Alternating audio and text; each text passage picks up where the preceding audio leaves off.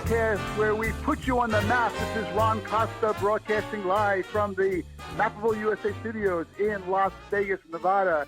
And today, folks, we're going to switch the topic over to opportunity zones again. We're going to talk about where they're at, a couple of interesting new projects, and I don't know, maybe even get some blockchain and cryptocurrency into this one as well. So while we do that, let's talk to Vicky Hutchmala from the QOZ Marketplace and the Opportunity Zones Authority. Vicky, how you doing today?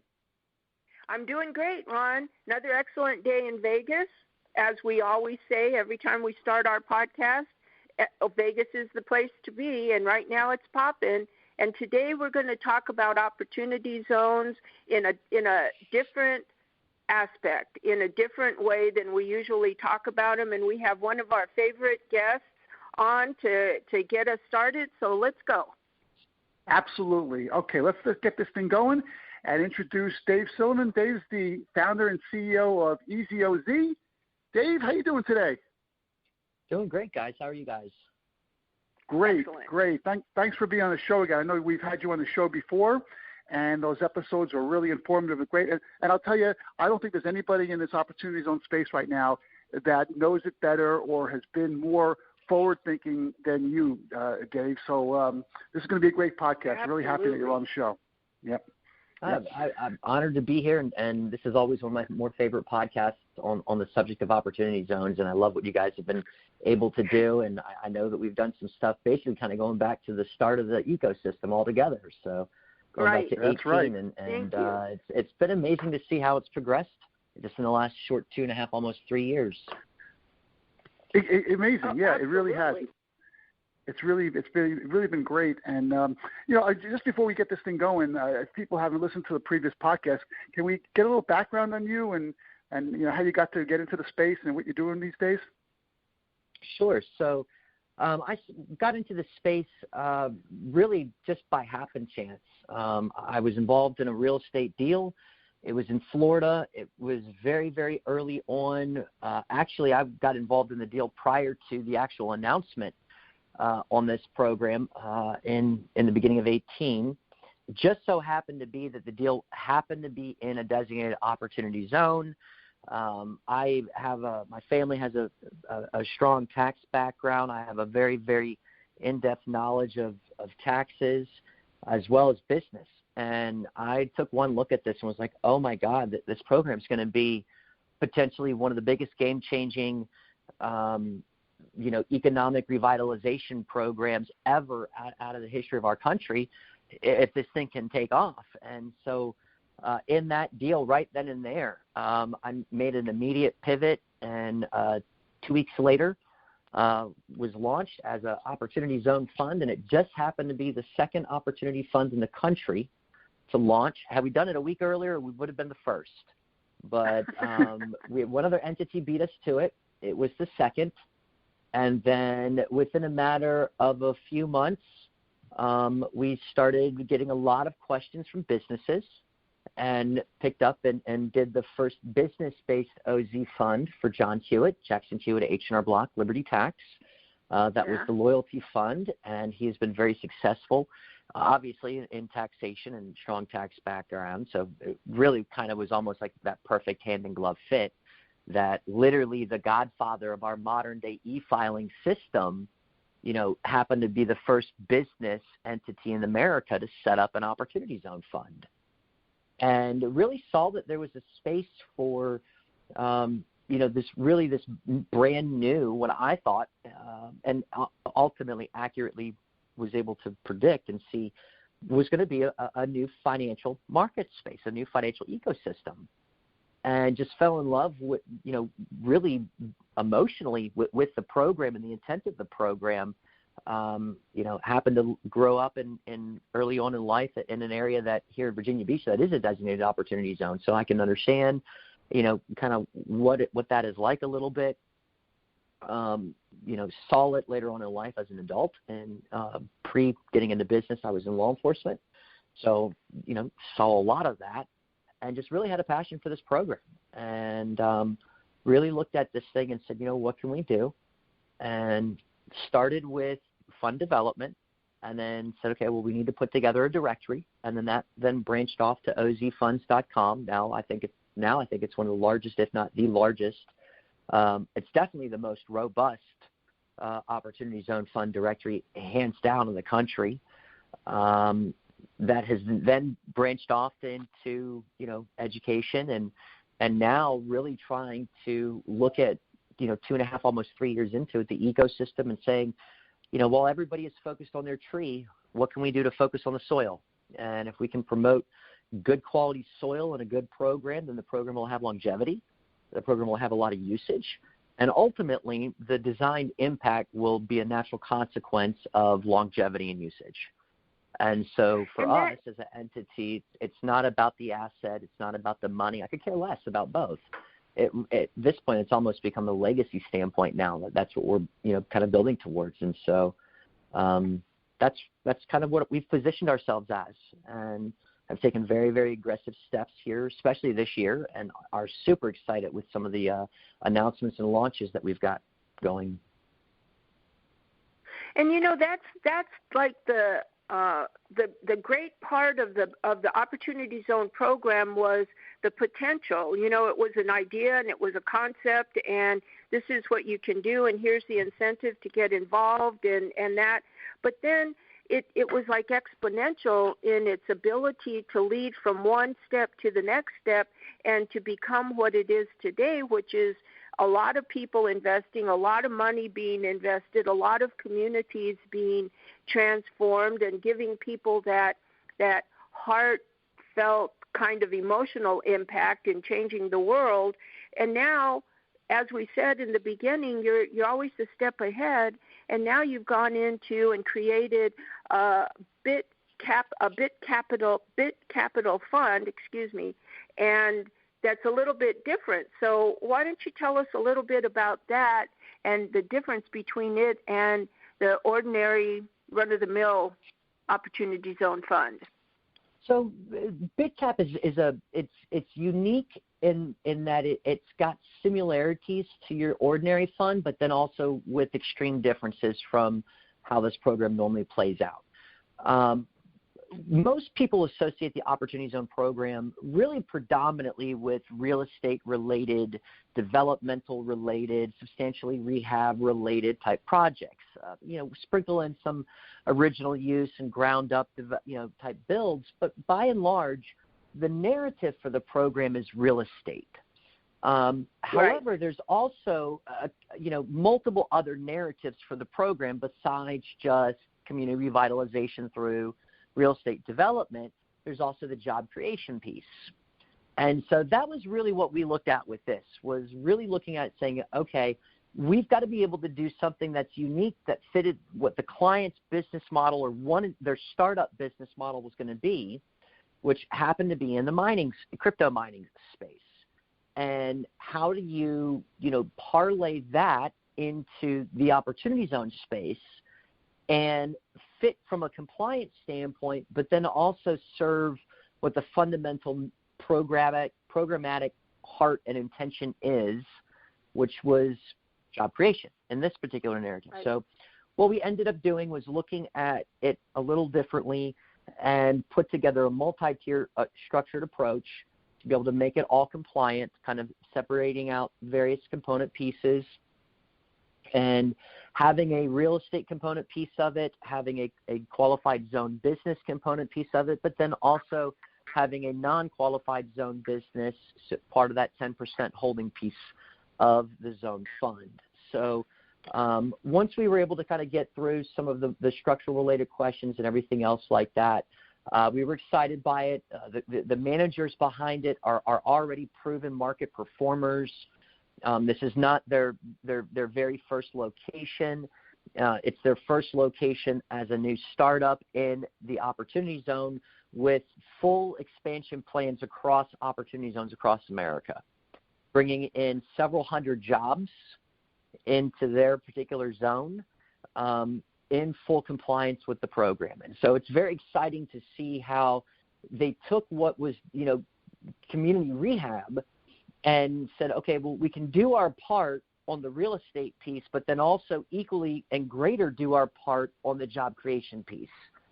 And I think that when you look at, what this program means, what it was designed to do, the results of COVID, really today the job creation piece is 10 times more important than saying I'm doing another real estate development. So it really was a hand in glove fit for where we're at. And then also then you couple that with how hot and how active the crypto space is, the just the whole blockchain, the narrative, the investing, the returns, the DeFi, all of that really has got a buzz, and it's $1 trillion market space itself.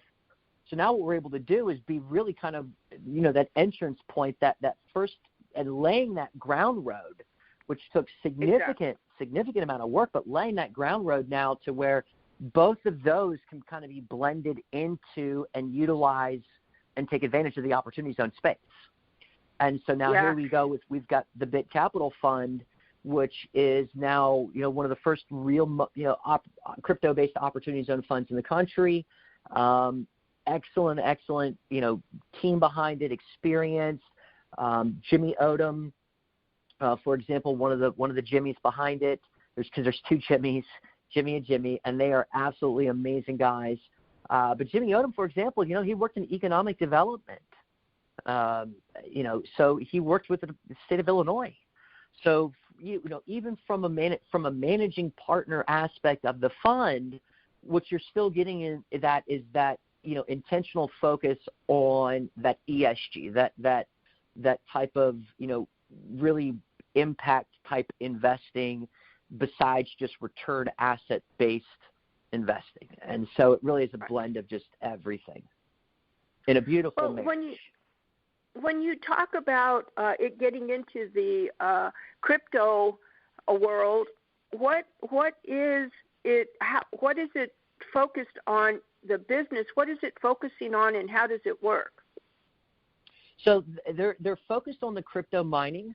They are leasing out. They have a business model that allows other people to lease mining from them and to be able to take advantage of basically, passive mining. So they've got a unique, I'm not going to get into too much of the details. Someone, they can visit bitcapital.fund if, to kind of get into it. And I would recommend, if you're going to visit bitcapital.fund, to also just go ahead and schedule an appointment, reach out to the Jimmys and submit an inquiry form. And, they'll kind of walk you through what they're doing, how they're doing it, everything else like that. I don't want to take too much of the spotlight off of them in that sense, but it's a blend right into the crypto space in a really good way. Yeah, that's Jimmy. The Jimmy and Jimmy, it just sounds like such a great brand name, doesn't it? Like Jimmy and Jimmy, we should be making ice cream or something. It would just sell. It sounds great. Yes. But yeah, what you just said what you said is really interesting, because everything that you just talked about kind of combines all the things that I think are great and the future. You were talking about blockchain and cryptocurrencies and the the real estate aspect of the opportunity zones. But you also mentioned the business part of it as well. And I really think, getting back to your analogy of the soil being good to grow the tree, the business aspect of opportunity zones, in my opinion, is really what is going to make it successful in the long run. And I think the more the companies concentrate on this area, the better off the whole program is going to be, because you're going to see more and more success stories when these businesses work. And it sounds like the one that you just outlined has enormous potential across the whole country. So, am I right in that assessment, you think? Yeah, I would agree with you in that. The business aspect of this Opportunity Zone program, it's actually a critical aspect to the program. And here's why, all right? And we've already started hearing it in this space, that when you've got too much real estate development going on, what you end up getting is the gentrification issue, which is essentially just kind of displacing the people that can barely afford to live there now, but because of the development going on, driving up the valuation of everything, they can't afford to live there. prices increase, and so they get displaced. All right. So the argument to the Opportunity Zone program is that, well, you're not really doing those communities any justice because all you're doing is really, at the end of the day, gentrifying them. All right. Right. The balance to that argument, and that's a very negative argument on the program. That could be a program killing argument if that argument got loud enough. All right. But how do you subside that? How do you show that this type of program is having the intended desired impact? And it really is job creation. It's the stable new job, quality jobs that get created in opportunity zones, offering better employment, higher paying employment opportunities to the people that need it the most living in the zones. When you take what the objectives of the program were, which were economic development through community revitalization, job creation, safe neighborhoods, and workforce development. The safe neighborhoods piece and the workforce development piece of this program never, ever get mentioned, but they're it's a four-pronged program. And it's that workforce development that that really happens when you have sustainable employment, new job opportunities, new businesses, new startups, maybe an existing business that is not in an opportunity zone, but that comes into and establishes a new brand as a new QOZB in an opportunity zone and then expands in zones under that new brand. That's the type of, job creation that goes along with the need for the workforce development. The two go hand in hand. And then enough job creation balances gentrification, always. I think that the crux of the Opportunity Zone program was job creation, as you're saying. But I think that when it was first introduced, the real estate the real estate aspect was the easiest to see and the easiest to get into and the least risk-taking opportunity of it. But as you say, you can build all kinds of structures and do all kinds of development at the real estate aspect, but if you don't create the jobs for the people that live in the zones where you're doing the real estate development, then you kind of have just the whole program just kind of deteriorates, because that's the end game is creating the jobs for the people that live there to enhance the community. And it has to go into the next stage, which is business development and job creation. Mm-hmm. Absolutely. And that really is what should have been the 2020 objective of the program and really the big, kind of rocket fuel for the program. But then COVID hit. And we all saw what COVID did to small businesses, how many millions of Americans are unemployed. We look at the food lines, at food banks, and the reality is that some of the hardest hit areas in our country are opportunity zones. Exactly. Which is, but look at what COVID also did, okay? COVID, gave us, what I would say from a financial standpoint, business capital gains, okay? Or yes. Capital gain dollars that would be focused, maybe more inclined to focus on business than real estate first. And that's because what COVID did is it caused a mass exodus out of the stock market. And there was a lot of capital gain money that was made, just like there's been a lot of capital gain money that's been generated in the crypto market, right? When you look at both the stock market and the crypto market, at their core, what are those either stocks or tokens typically associated to? Not real estate, typically a business, right? Exactly, so the investors that are investing in those exactly. So what does that mentality tell you about that investor? That they typically are more inclined to business, right?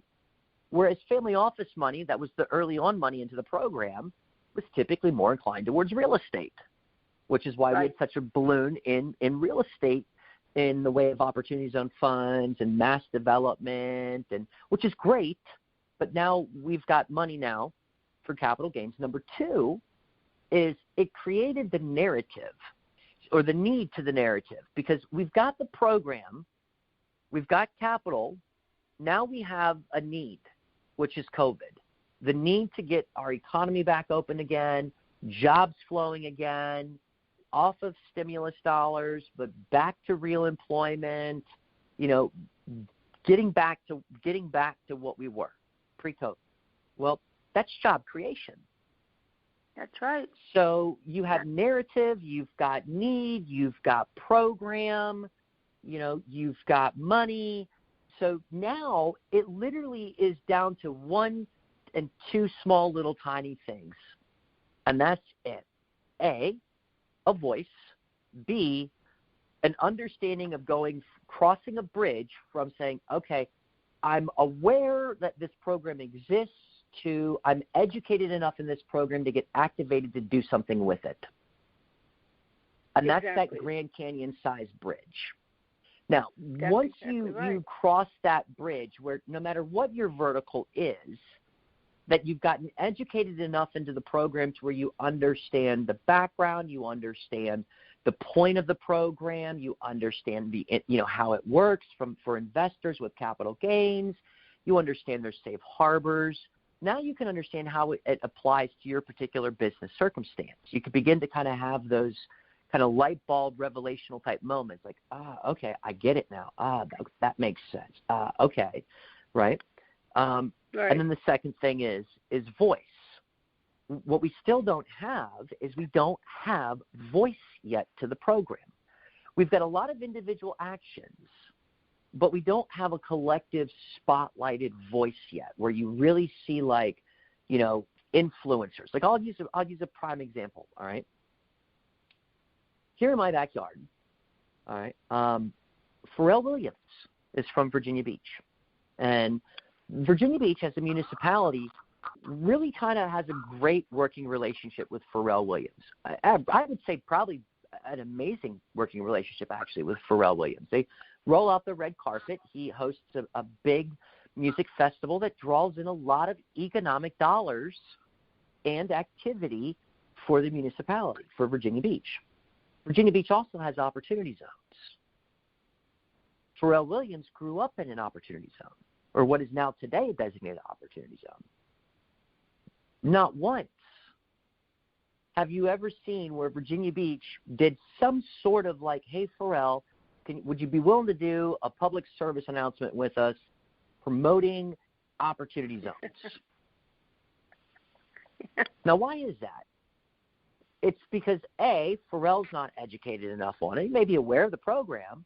And B, the municipality's not educated enough on it, even though they have zones and they may be well aware of the program.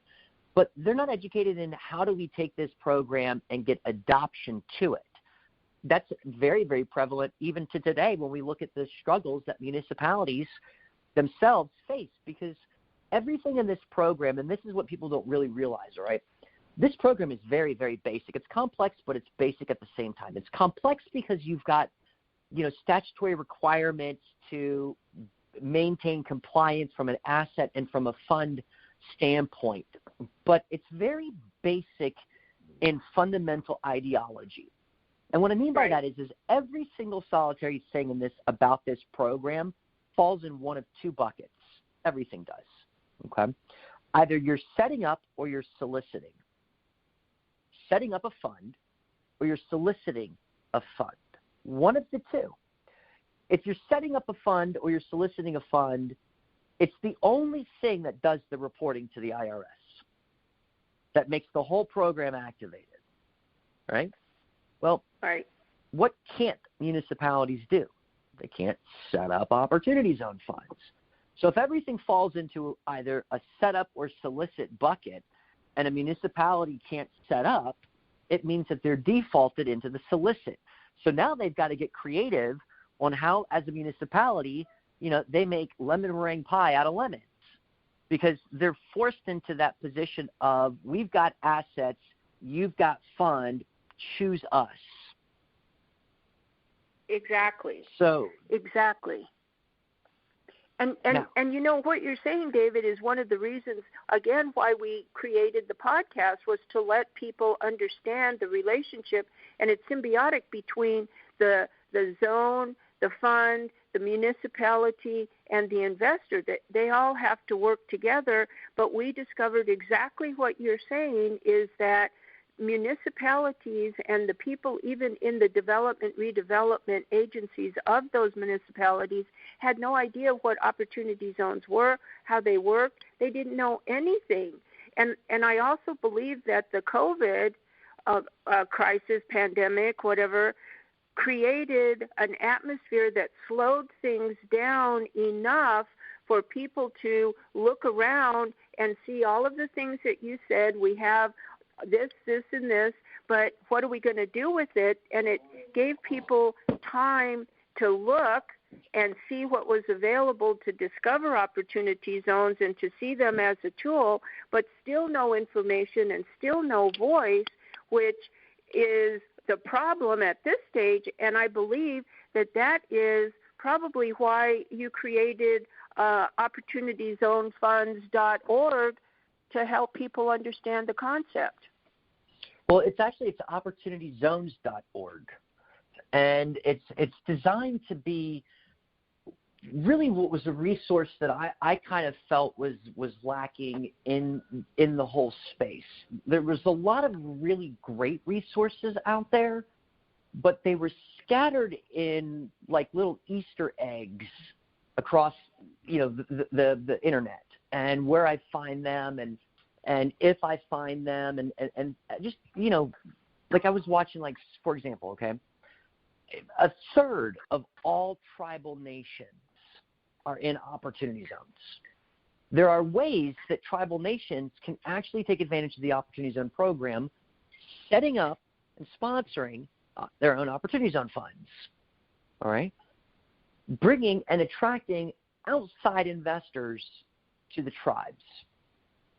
How much narrative do you think is getting populated out there for tribal nations to understand how to take advantage of the Opportunity Zone program, let alone maybe really unique, amazing, once-in-a-lifetime opportunities for investors to invest into tribal nation Opportunity Zone funds and Opportunity Zone assets? So it's a narrative that it exists, the capability exists. How do I go about and where did I go about finding that information is what was sourced.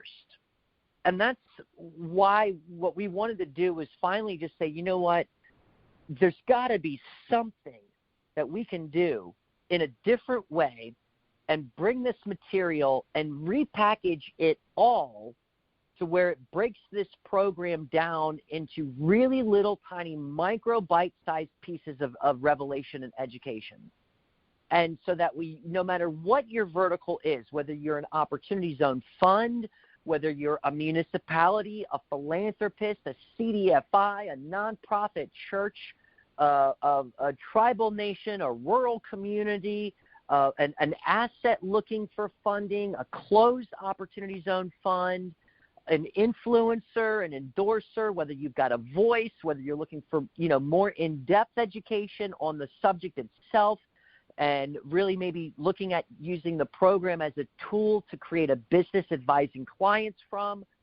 We looked at it from all of that and said, let's put together one universal kind of terminal resource site that is going to disseminate the information that will create and facilitate that bridging of awareness of the program to education on the program, to activation with the program. And that's what OpportunityZones.org is. We've got a bunch of different free ebooks. We've got, the content is so laid out and in-depth, it'll take you days to go through it. Oh, that's You're great. right about that. You're right about that, because I actually have been to the website and I saw the way you've organized it. It's really, really well done, and every topic is pretty much covered, at least on a level that you would have a question for. And I really am impressed about that. You know, like sometimes you go to these websites and you go to their frequently asked questions page, and of course the question that you have is never listed on the frequently asked questions page. It's never there. But on your site, it is. It's done really, really well. And it is a great resource on anybody who wants to learn about opportunity zones or has a question. If you can't get it answered there, I mean, that must be a pretty good question. I would say so. And we've got our team. I mean, we're a team of 30. You know, we've got a nice little team of people that may have helped craft some of this program as well. And so we're strong in really specializing in this opportunity zone space. And so we've launched the .org site for influencers and voices, how we talked about how, you know, this space is missing, you know, really what would be collective spotlights. I have this, you know, I kind of use this analogy a lot. We have a club on Clubhouse, the Opportunity Zone Club, and it's quickly growing. Give it the end of the month of May, and it'll be the largest thing social media related to Opportunity Zones, period, across all platforms. I don't doubt that. A little over 1,000, you know, people together, you know, in it already, just in the first 30 days on Clubhouse. Oh. And,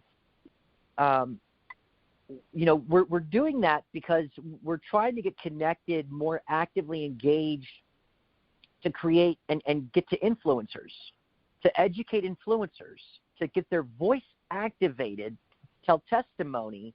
And so we started this web, and you can link right to it. It's part of opportunityzones.org, but it's OZ Voices.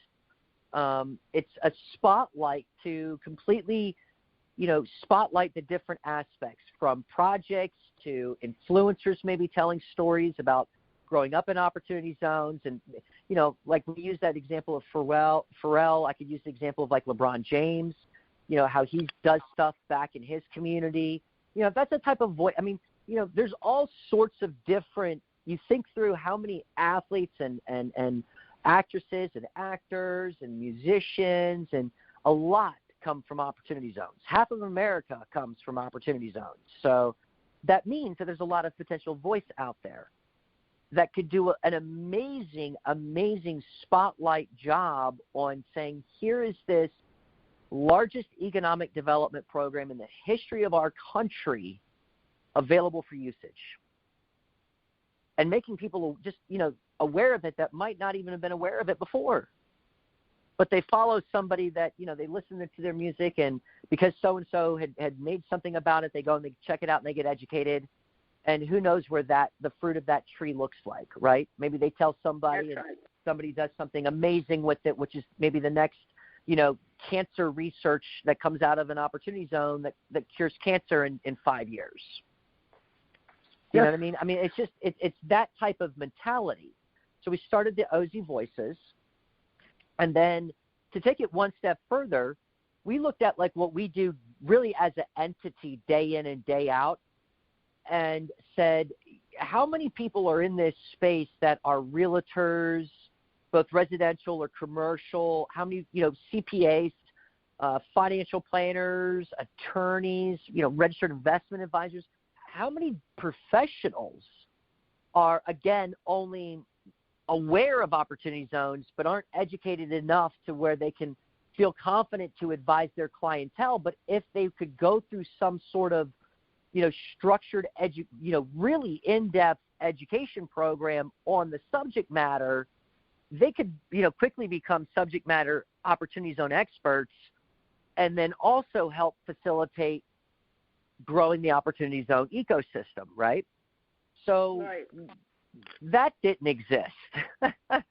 So again, we said, all right, let's just do something about it. We pulled our team together along with absolutely unbelievable superstar creators, you know, people that are in this space, some of the top minds, top educators, like you know, Jay Darby, you guys know who he is, Jerry Reisling. I don't want to name drop, but let's just say that it is the A+ of A+ educators on the subject matter, the same conference people that I travel the circuit with. So we've put together this education program called the Certified Opportunity Zone Advisor. It's a trademark program.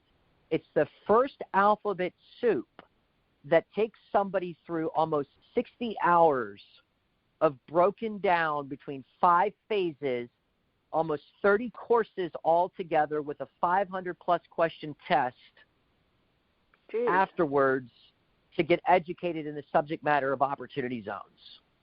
And then to be able to take that and then to be able to use that education to then start advising a different set of clientele. Because just think about like this, all right?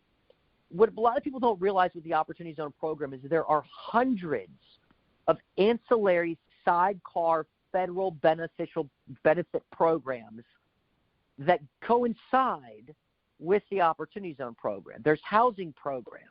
There's businesses. Right. There's business contracts. There's grants. The list goes on and on and on, okay? So what if you had a realtor that knew this program inside and out, that knew of the sidecar Opportunity Zone programs, that could use that information to help a first-time home buyer buy in an Opportunity Zone? And maybe go about that first-time home ownership path just a slightly different road, going down the Opportunity Zone road. Because it's a road that's not yet traveled. It's a wide open, all these different niches. Think about the Opportunity Zone program from a retirement standpoint for CFPs and RIAs. You've got 26 years of tax-free growth. Massive retirement planning for the right type of scenarios. And that's where Ron and I, and especially Ron, we know about the sidecar opportunities, the federal and state and local funds available for redevelopment into where the zones are, that it's like you can start the fund, you can stack other money onto it, and you still are able to get granting and funding through municipalities. But if you don't know that it exists, you can't take advantage of it.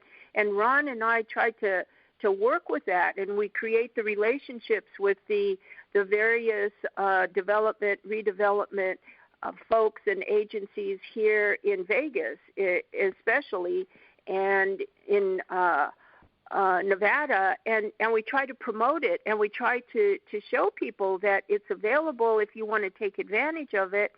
You just need to know about it. And it goes back to where's the voice that are telling people what you can do with this program, that it's not there. And they're stuck in one area, and they don't see the exponentiality of what you can do if you just apply your brain power to it, which is what is special about what you're doing, David. And that's the thing is that, you know, we looked at it and said, okay, let's get as much free resource and content out there as we possibly can get, organizing it, educating it.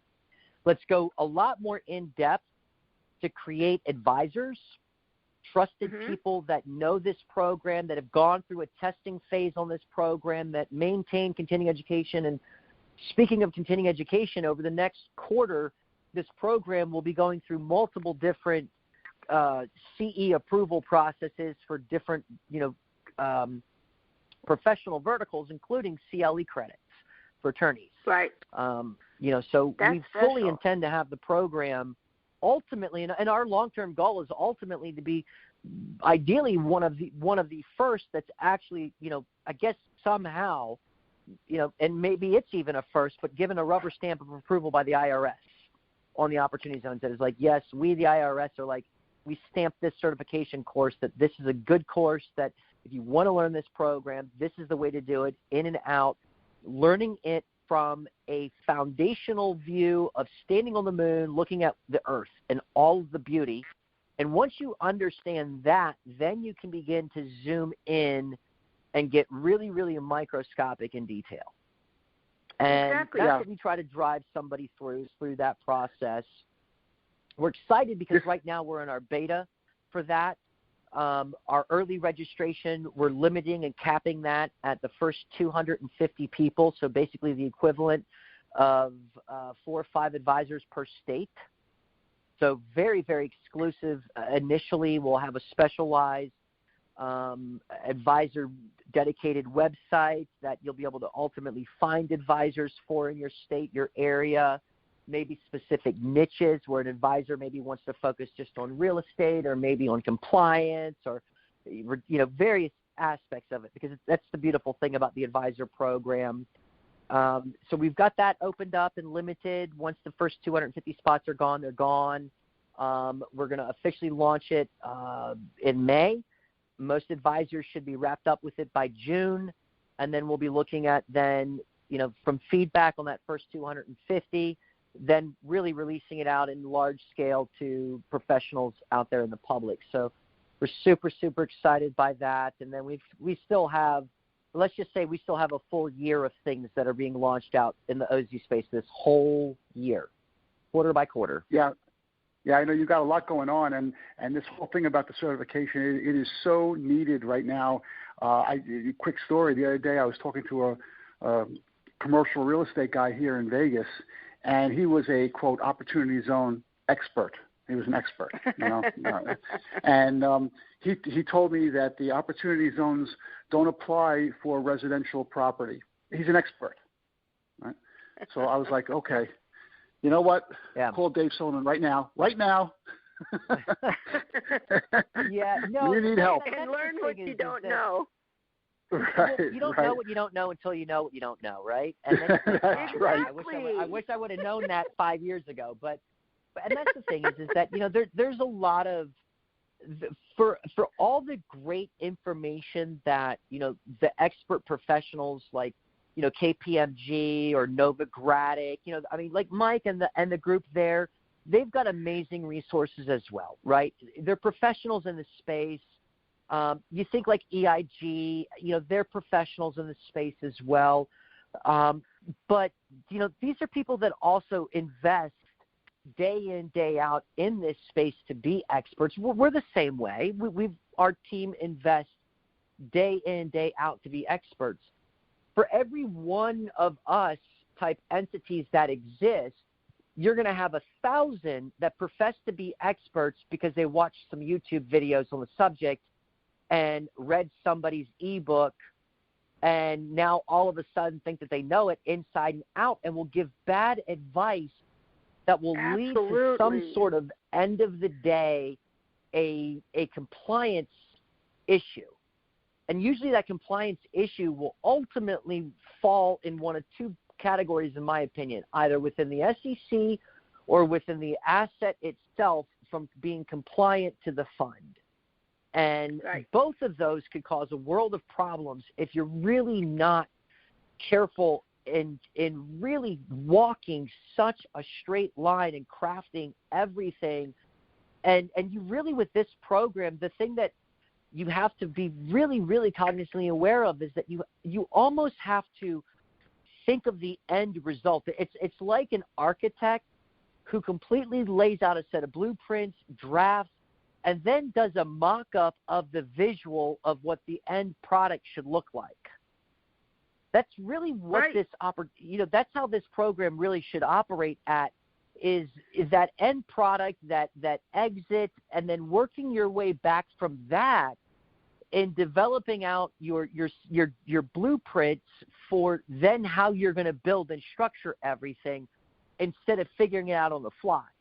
And I would say that probably 8 out of 10, are figuring it out on the fly at the moment.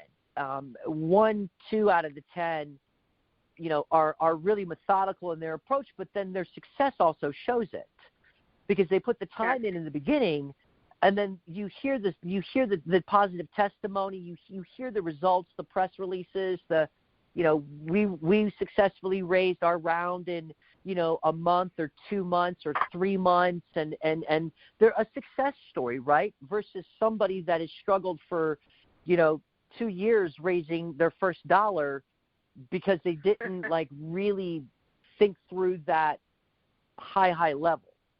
And in all fairness, in the beginning, it was difficult to do that because we didn't have all the regulations the way that we do today. Hindsight's always 20/20. Today's a very different scenario than it was. You guys remember what it was like day one. It was the wild west. I mean, basically, things were getting set up, and it was, let's see what is going to stick. The motto was we're kind of building the airplane and flying it at the same time. Nobody knew what we were doing. It was just doing. But now we have, completely different, regulations to where today it's a much more, very more clear, defined path. And so now what does that look like to activate and utilize this space because we have that clear, defined path?